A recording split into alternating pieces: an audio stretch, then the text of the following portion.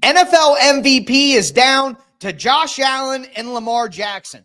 But should it actually be Saquon Barkley? We'll give our picks on today's edition of Locked On NFL. The new Locked On NFL. The madman Tyler Rowland is your double shot of NFL espresso with the Locked On local experts on every major story. Get ready. Rowland is revving up. The new Locked On NFL starts now. Locked On Podcast Network. Your team every day.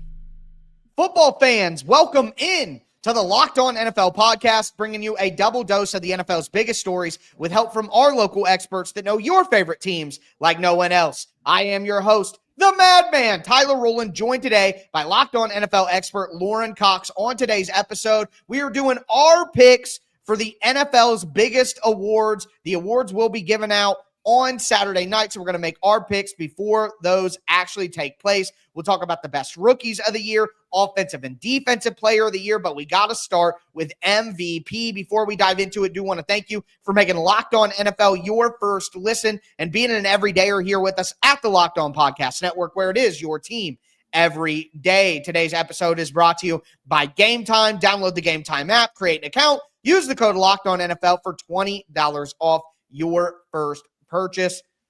Lauren, it looks like it is down to Lamar Jackson and Josh Allen. However, I miss the days when running backs could win the award, when Saquon Barkley can be rewarded for such a dominant season in Philadelphia. Yep, you're 100% right. And we'll kind of talk about where we're going to go with it. But I'll tell you this, Lauren, out of the gate. I know that those three are probably the top three that deserve consideration. You could throw some other guys in there. I do believe Joe Burrow and Jared Goff were also in the top 5 finalists. I think at the end of the day, Jared Goff won't have a real chance because he is more considered a conductor of a special train rather than the train engine itself. And then Joe Burrow's team simply wasn't good enough this year to be able for him to have – I mean, he played well enough, but realistically speaking, with the way the Bengals finished and not making the playoffs, there's no way Joe Burrow's really going to win it. So, in my opinion, it should go to Josh Allen. And, of course, my guy Joe Marino from Locked On Bills agrees with me. For the 5th consecutive season, the Buffalo Bills are AFC East champs, and Josh Allen is solidifying his case to be the NFL MVP. I'm Joe Marino, host of the Locked On Bills podcast, and the Bills clinching the AFC East in a year that so many people thought the Bills were rebuilding. They're transitioning. They're taking a step back. They clinch the East with 5 games left to play in the season, 3 still in the division, and the Bills have already claimed it. Oh, by the way, Josh Allen, the first player in the history of the NFL, first quarterback in the history of the NFL with a rushing, receiving, and passing touchdown in the same game. It's time for him to be the NFL MVP. So I'm fully on board with it being Josh Allen, and I've stated my reasonings. It's pretty simple. The Buffalo Bills had a higher seed than the Baltimore Ravens.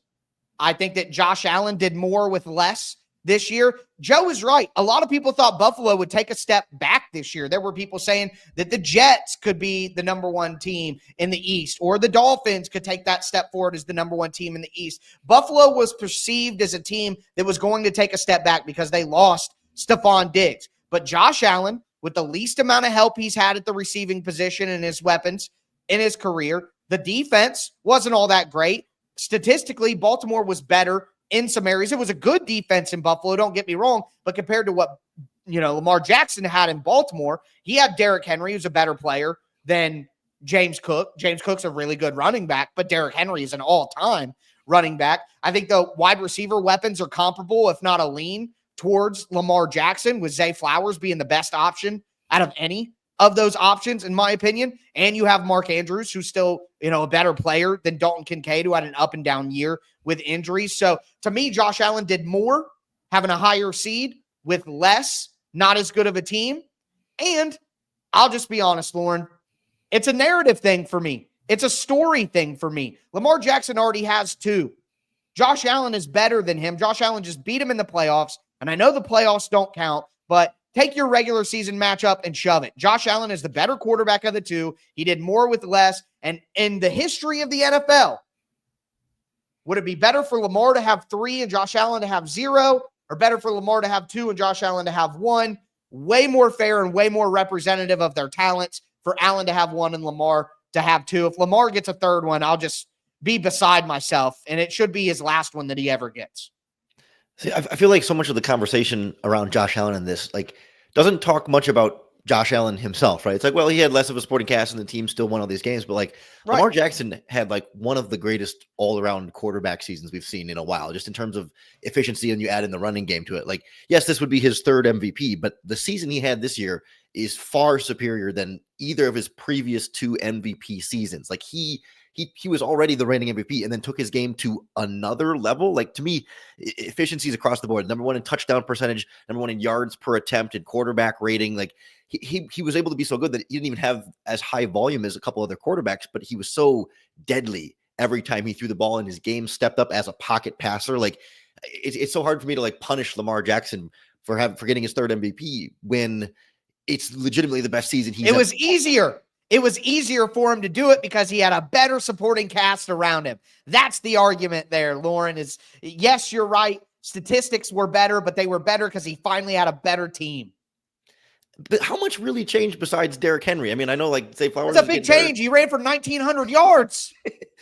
But they've always had decent running backs back there. It just hasn't been Derrick Henry level. And how much is Lamar Jackson helping Derrick Henry be better, by having that threat of the two of them? Like, yes, it's a great pairing, but like we act like Josh Allen has nothing and Lamar Jackson has the best supporting cast in football. And it's like, well, Josh Allen made players better too. And Lamar's got holes on that offense in different places. Like, it's not so stark night and day that Josh Allen is this poor quarterback who had to do everything by himself and Lamar had everything handed on a silver platter. Yeah. All right, fair enough. But you don't think it should go to either of these quarterbacks, right? Well, I just want to see, I miss the days when Sean Alexander of the Seattle Seahawks gets to be MVP of the league, because Saquon Barkley changed that Eagles offense and brought them up to a whole nother level there. Like, for them to be able to add that kind of dynamic weapon, like they've had other talented running backs and they've had a great offensive line this whole time. And yet everyone says, well, running backs don't have any value. You just need a good offensive line. Well, Saquon Barkley showed you the actual value of a great running back, as opposed to just put anybody back there. And that's the difference between a team getting to the Super Bowl again and a team being an early exit in the playoffs. I know the playoff record doesn't factor into the MVP voting there, but he had. It should, Lauren. It should matter. I mean, he like if of all these playoff teams, like if you're the Eagles, if you had to sit either Barkley or Jalen Hurts, you had to lose one of those two guys. I feel like I'd rather lose Jalen Hurts between the two of them. Like they're kind of hiding their quarterback because Barkley is so valuable to them.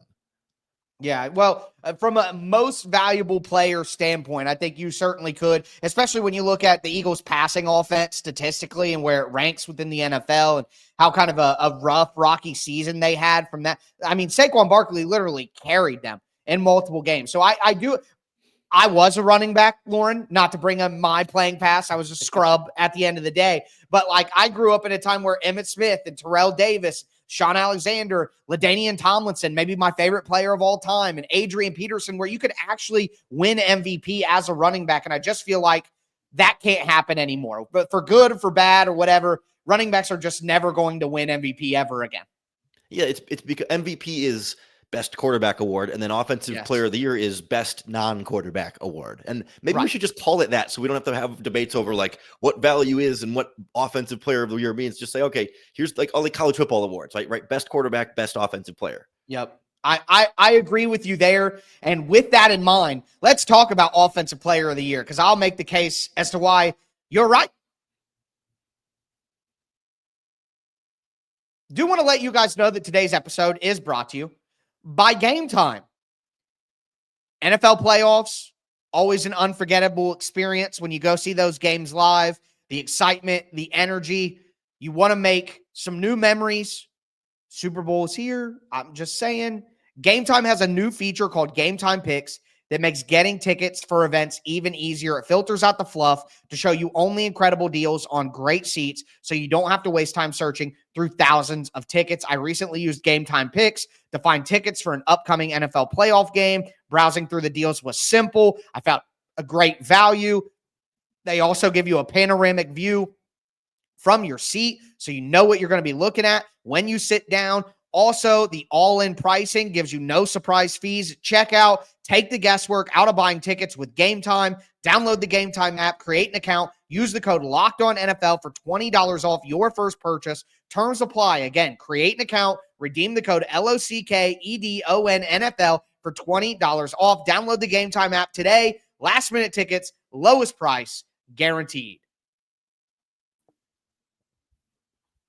All right, Lauren, let's continue today's edition of Locked On NFL. We talked about MVP, but now I want to get into some of the other awards. Offensive Player of the Year, Defensive Player of the Year, the rookies as well. We're kind of going to pick up where we left off talking about Saquon Barkley here because, Lauren, the point that you made is excellent, that Saquon Barkley very well could be the NFL MVP, and in a different time of NFL football probably would have been the MVP this season. And my guy Louie from Locked On Eagles talked about how Saquon Barkley literally was the Philadelphia Eagles offense this year. Like going all in on having Saquon be the face of the offense, this all-in rushing approach, that's also going against the grain. Like everybody has said up until this week, until today, as dominant as the Eagles were all year and got to an NFC title, people still refuse to believe they could win a championship or even get to one playing the style of ball that they are. Well, they continued to ignore everybody. They did not give in to the masses, and look what the result is. They're playing in a Super Bowl. They allowed Saquon Barkley to carry them, and today they had 7 rushing touchdowns in this football game, the most ever in a playoff game for a single team. So Howie Roseman, Nick Sirianni, the players, just the lack of care, what everybody else thinks, makes this team so special. Being creative and going against the grain, doing things differently. It's what makes the 2024 Philadelphia Eagles so special. I mean, it's B plus this equals B plus this. If you want to cut out all the stuff, Saquon Barkley makes the 2024 Philadelphia Eagles special. That's if we could cut out the middle of the equation, that's basically what it boils down to here. He has to be Offensive Player of the Year. Look, I don't care that Joe Burrow threw for almost 5,000 yards. I don't care that Jamar Chase won the Triple Crown at wide receiver, although that would be the second option for me. I don't care that Lamar Jackson had nearly 5,000 total yards and 45 touchdowns. This award has to go to a non-quarterback because quarterbacks are the only ones allowed to win MVP. It must be Saquon Barkley as Offensive Player of the Year. Yeah, it feels to me like once you hit the 2,000 rushing mark, like that just feels like a threshold of like, all right, give him the trophy. Like, you know, yes. That's so, especially in this day and age of football, like exactly. That is just something you don't see the sort of durability over the course of the season to be that good. I think a name here that isn't going to be in strong consideration this year, but like I just wonder as things move forward. Jahmyr Gibbs from the Lions had over 500 receiving yards to go with 1,400 rushing yards. Like he was third in yards from scrimmage this year behind Barkley and Derrick Henry. Like obviously he's not going to win the award. Jamar Chase and Saquon Barkley are clearly above him, but like he's right on the precipice there of somebody who could be special. The Lions offense, like if he didn't have David Montgomery taking some of the carries and opportunities away from him, he might be in this Saquon Barkley conversation. No, I think you're 100% right. I think for a guy like Jahmyr Gibbs, and I think didn't Christian McCaffrey do this a couple of years ago, 1,000 season, where he had 1,000 rushing yards and 1,000 receiving yards? I think a player like Jahmyr Gibbs might have to do something like that. I think the pure like whoa factor of 2,000 rushing yards hits different than he had 2,000 total yard or 2,200 total yards with 700 receiving and, you know, whatever the math is on that to get it there. I'm an athlete, not a mathlete, folks. But the point is, I think Jahmyr Gibbs would have to do something crazy like that, like 1,000 season. But I think he could do that, quite honestly. Yeah, and math hurts your candidacy for awards. Like yes. The Lamar Jackson, Josh Allen debate from earlier. It's like Lamar's got all these numbers. Look at his efficiency rate, his pass rating. Yeah, but Josh Allen led his team to more victories. Like get those nerd numbers out of here. Give me the quarterback who's tougher, who won more. Like same with Barkley, 2,000, perfect. That's all I need to see. Don't have to do any other thinking about it beyond there.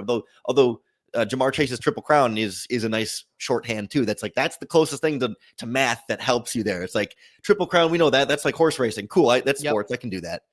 Well, I think you're 100% right that the more you have to dive into numbers to explain, the harder it is to get the public on your side. I think the reality is the reason that like toughness, wins, clutch, like the reason that those are so prevalent in conversation, and I'm guilty of it as well. Like I'm an old school prognosticator in that way. I love the psychoanalysis of sports, you know, but those things don't have to be quantified. I don't have to be right. If I say Lamar Jackson didn't have this many passing yards or whatever, well, I can be proven wrong instantly. If I say Lamar Jackson's not clutch, well, it's a lot more difficult it's more difficult or less difficult to poke holes in my argument when I go with something that's kind of like pseudoscience like that. So I think that's why you're right about what you're saying and like the reasoning for why that's right. But let's at least Vibes look at matter, the defense. Tyler.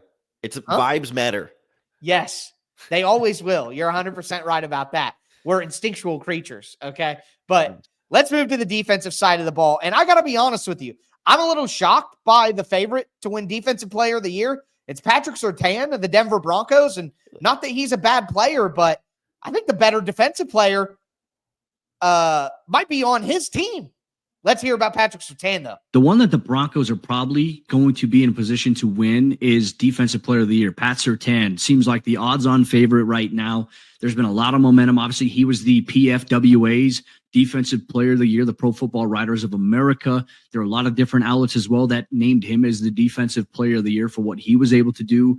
But he's also got some competition, right? So let's take a look at maybe some of the other candidates here for DPOY in terms of the NFL End of the Year awards. You've obviously got TJ Watt of the Pittsburgh Steelers, who got off to a tremendous start this season, but really kind of tailed off really at the end there. I don't see TJ Watt winning this award. I think the one name that you could probably look at that says, okay, there's probably consideration here is Trey Hendrickson, just because he was the NFL's leading sack producer this season. Look, 17 and a half sacks. I think that's what he finished with. That's impressive. But it wasn't to the point where Trey Hendrickson was the most dominant defensive player on the field. What Pat Surtain did, I felt like was more impressive, and he could be in line to be the first DB since Stephon Gilmore back in 2019 to win this award. I'll tell you, Lauren, the guys from Locked On Broncos may disagree with me, and that's fine. But I don't think that Pat Surtain was the best cornerback in the NFL this year. I think it was Derek Stingley Jr. from the Houston Texans. And I don't think that Pat Surtain was the most impactful defensive player on his own defense. I think it was Nick Bonitto. Where is Nick Bonitto at? You go through the top five, Zach Bond, 153 tackles, awesome on the Eagles defense. What a career renaissance for Zach Bond. Myles Garrett, 14 sacks, 44 pressures, both of them more than last year when he won Defensive Player of the Year last year. Trey Hendrickson, 17 and a half sacks, lead the NFL, 54 pressures. Sure, I get it. Their defense was terrible, though, so there's no way that he can win. Pat Surtain had 4 interceptions, lockdown coverage, really good year. I agree. But why is TJ Watt even involved here? 11 and a half sacks, only 31 pressures. He barely did anything the last 5-6 weeks of the season. He was a ghost out there when his team needed him most. Nick Bonitto had 13 and a half sacks, 36 pressures, 2 touchdowns on the year on defense, was a menace off the edge, was an all-pro. Nick Bonitto was the best player on the Broncos defense. He may not be the winner, but he should absolutely be in the finalists here. I think it's crazy that TJ Watt got in. It's a disgrace, quite honestly. Well, and I'm surprised there's not more hype for Myles Garrett, who had another really strong season. I think better than last year. We talked about Lamar being better than his MVP seasons. Myles Garrett did better this year than he did last year. Exactly. I mean, and for me, for Myles Garrett too, it's the running game impact too. We can look at the sacks, and the pressures and stuff, but this is a well-rounded player. Whereas Trey Hendrickson, he's the best edge. Yeah, he's best all-around edge rusher in football. Trey Yes. Hendrickson was a great pass rusher this season. I don't Yes. think he's anything amazing to write home against in the running game. Not a liability, but just not special in that way. And then can we talk about Kirby Joseph from the Detroit Lions? I mean, yes, both safeties in Detroit. This is a fun defensive rookie or defensive player of the year award class, because it's not just Lamar versus Josh Allen or Saquon Barkley and then everybody else. It's there's 4 or 5 guys here that you can make some pretty strong, legitimate arguments for that don't even have to be numbers based. And I know it's a little bit down the line, but Leonard Williams for the Seattle Seahawks was absolutely ridiculous this year, especially in the back middle of the season. He went absolutely insane and was the best interior defensive lineman in the NFL. So yeah, there's a lot of people. I think Pat Surtain will probably win, but for me, again, I would give it to Myles Garrett out of the finalists that are actually there, but Nick Bonitto from the Broncos. And look, they'd say Zach Allen was a big help on that defensive line, so maybe he shouldn't get all the credit that somebody else would get. But I guess out of the finalists, I would give it to Myles Garrett again. But Nick Bonitto, man, I just had to give him some credit. Well, and doesn't having a great pass rush detract a little bit from how good the corner was? Like that can help your secondary be really great when you've got multiple really good pass rushers up front, as opposed to like Kirby Joseph in Detroit. Like Kirby Joseph in Detroit, his whole pass rush is gone. And he still has 9 interceptions this season. And he's still a butt kicker on the back end like that. So many different guys. This is fun. It's a fun award to debate. Right. It's much more fun than people would maybe think on the surface if you actually know some of these players and how they did around the NFL. And of course, me and Lauren do. But the offensive player of the year or offensive rookie of the year debate, probably far less interesting. Today's episode is brought to you by Prize Picks. The big game is almost here, and there's no better way to make it even more exciting than with Prize Picks, the best daily fantasy sports place in the industry with over 10 million members and billions in winnings awarded. Prize Picks makes it fun and simple to get in on the action. Here's how it works. You simply pick more or less on at least 2 players, and if you're right, you can win up to 1,000 times your cash.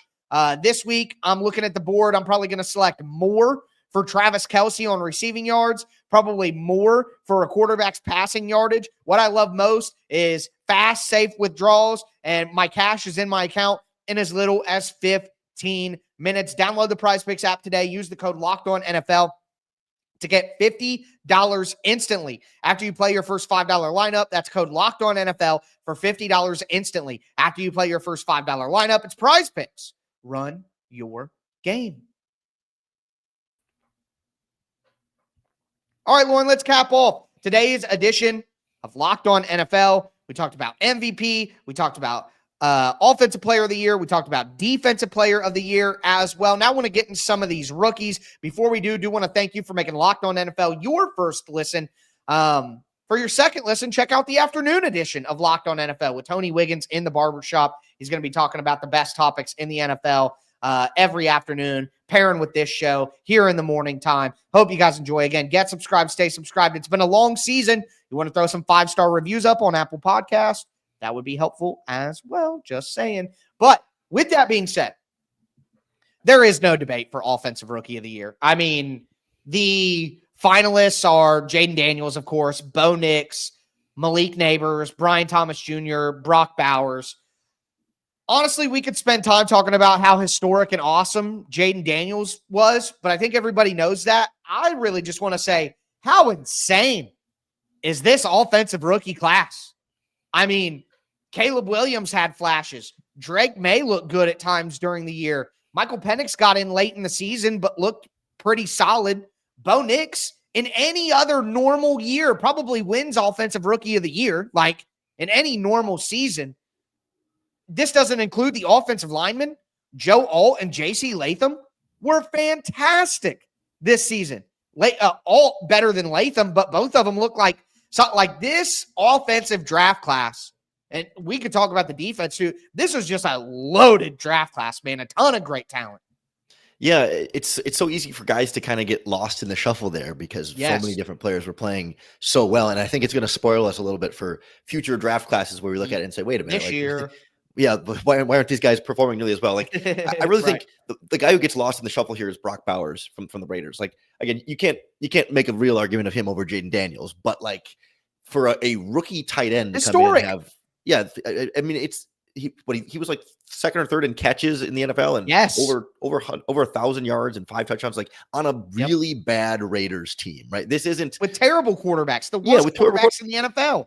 Like, this isn't rookie comes into a Super Bowl team and is great right away because he's got Patrick Mahomes or whoever throwing in the ball. Like, this is MVP of the Raiders, Brock Bowers, offensive MVP. Like, any other season, we're spending this whole segment gushing about how great is he going to change tight end drafting in the future and all this stuff. But instead, it's like, yeah, you have to talk about how great Jayden Daniels was because rookie quarterbacks never do as good as Jayden Daniels has. Yeah, you're 100% right. Like, it skews it a little bit for sure, but I mean, Brian Thomas Jr. was third in the NFL in receiving yards.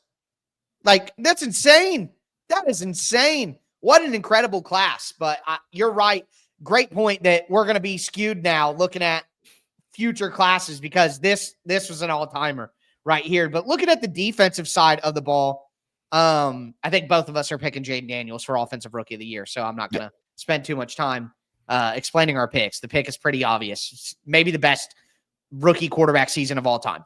Like, it's pretty insane. Andrew Luck was pretty good too. Ben Roethlisberger was pretty good too. I'm sure there are some historical ones like back before I was born or able to speak that were good that I'm just unaware of. But just in my lifetime, those are some really good ones. Defensive Rookie of the Year is just a little bit more complicated. The finalists are Cooper DeJean, Quinyon Mitchell, both the defensive backs from the Philadelphia Eagles, Braden Fisk, and Jared Verse, both the defensive linemen for the Rams. So 4 out of the 5 are from 2 teams. And then Chop Robinson from the Miami Dolphins, who had 6 sacks, 20 pressures. Chop Robinson was a guy who was supposed to maybe take some time to get on the scene. He needed to bulk up. He needed to be better against the run. So for him to come in right away out of Penn State and make an impact, man, they just keep putting out great pass rushers. And then they have Abdul Carter coming out. I think my pick on this one, I think Jared Verse is going to win, which is kind of interesting because he only has 4.5 sacks, 33 pressures though, which is quite a bit. But for a guy who only had 4.5 sacks, Braden Fisk on his own team had 8.5. But I think Verse is going to win because he was so good in those big games at the end of the year. Yeah, I mean, they wouldn't have made the playoffs and go as far as they did without Verse stepping in and making those kind of plays that you don't expect a rookie to be able to make. I'm sure there's going to be a lot of love for Cooper DeJean and certainly for Quinyon Mitchell. Like, they helped transform this Philadelphia Eagles defense, but right in the same sort of category, right? Like the special play-making ability to come up with the biggest plays, the biggest moments. Like, they had flashes of those. Like, they were really solid players all year round, but like, if you're trying to differentiate guys who are close, you know, DeJean didn't have the big interception. Quinyon Mitchell, I don't think had an interception either. You know, there wasn't the big blitz off the edge where they made the big play. They broke up some key passes. Don't get me wrong. Like, it's hard to they made good plays. Yeah, it's hard to argue against them without sounding like you're criticizing them. It's like, no, but Verse, like if you have all these rookies that are doing well, like who made that extra impact on their team? Like, to me, versus that guy who stepped up in the biggest stage, and I think it's going to go a long way with voters. And I think, quite frankly, the splash plays, the impact plays that look good on TV, all of these voters are just watching the games like the rest of us. You know what I mean? So I think that Verse made some splash plays and some noticeable plays at the end of the year in big games that the Rams needed to win. And that's going to give him a little bit of an edge, even if he's behind statistically. I was a little surprised. Like, I feel like there were a couple dark horse names that didn't make it up higher. Like, Edgerrin Cooper from the Packers emerged as one of the better young linebackers. Even Tavondre Sweat. Like, they're never going to give the award to a nose tackle, but like, I can't be the one to say it, but you're right. He had a great year. I know that was a sore subject for you initially, so I didn't want to plug it in there, but you know, happy to bring it up. No, I talked to Tavondre talked to me online and said it was all good. So, you know, bygones be bygones. I missed on that draft evaluation, but it worked out for the Titans. Not well enough, though, obviously. But yeah, I think that we're both in line with Verse. But again, what you're saying right now, naming these people who weren't finalists, like, it just goes to show you how great this draft class was. And I think that's the most exciting thing about both of these conversations. But that's going to do it for us today. We got awards this week, the Pro Bowl festivities. Rolls eyes this week, but next week is Super Bowl week, and folks, we are going to be diving into it hard. Super Bowl week, all next week. Can't wait to analyze the game from all different levels. Lauren will be there to do it with us on Tuesday. But with that being said, that is going to do it for us today. Make sure you get subscribed, stay subscribed. I am your host, the Madman, Tyler Rowland, for my co-host, Lauren Cox. Thanks for tuning in to Locked On NFL, and stay safe out there.